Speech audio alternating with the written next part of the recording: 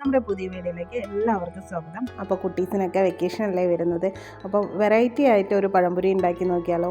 കാണാനും നല്ല ഭംഗിയുണ്ടാവും, അവർക്ക് കാണുമ്പോൾ ഒരു കൗതുകമായിരിക്കും ഇങ്ങനെയൊക്കെ കണ്ടാൽ. അപ്പോൾ അതെങ്ങനെ ഉണ്ടാക്കുന്നത് നോക്കിയാലോ.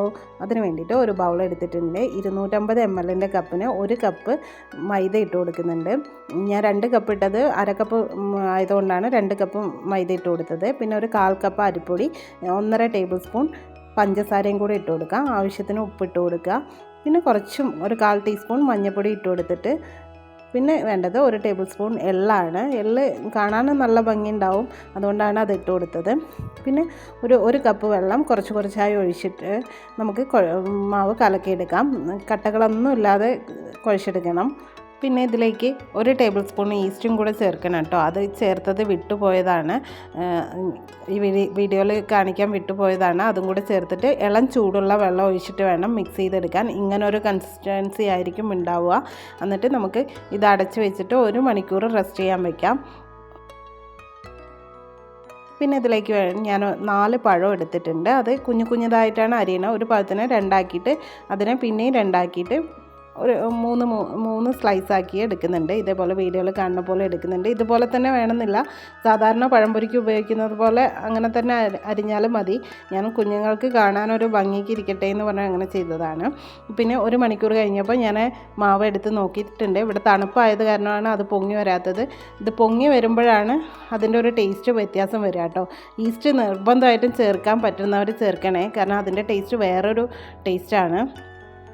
അതുകൊണ്ടാണ് നമുക്കത് ചൂടായ എണ്ണയിലേക്ക് പഴം മാവിൽ മുക്കിയിട്ട് അതിലേക്ക് ഇട്ട് നന്നായി പൊരിച്ചെടുക്കുക. ഒരു ചെറിയ ബ്രൗൺ കളർ ആവുന്നത് വരെ ആക്കണം കേട്ടോ.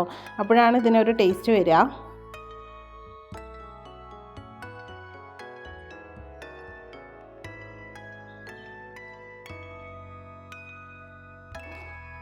അടുത്തതും അതേപോലെ ഇട്ടിട്ട് നമുക്ക് ഇതെല്ലാം പൊരിച്ചെടുക്കാം.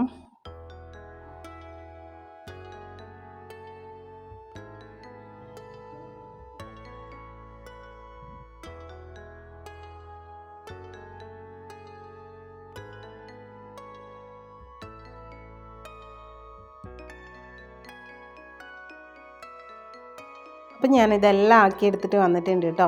കാണാനൊക്കെ നല്ല ഭംഗിയുണ്ട്, അതുപോലെ തന്നെയാണ് കഴിക്കാനും നല്ല ടേസ്റ്റാണ്. കുട്ടീസിനൊക്കെ ഒരുപാട് ഇഷ്ടപ്പെടും കേട്ടോ. ഇത് വേറൊരു ടേസ്റ്റ് ആയതുകൊണ്ട് അവർക്ക് ഒരുപാട് ഇഷ്ടപ്പെടും കേട്ടോ.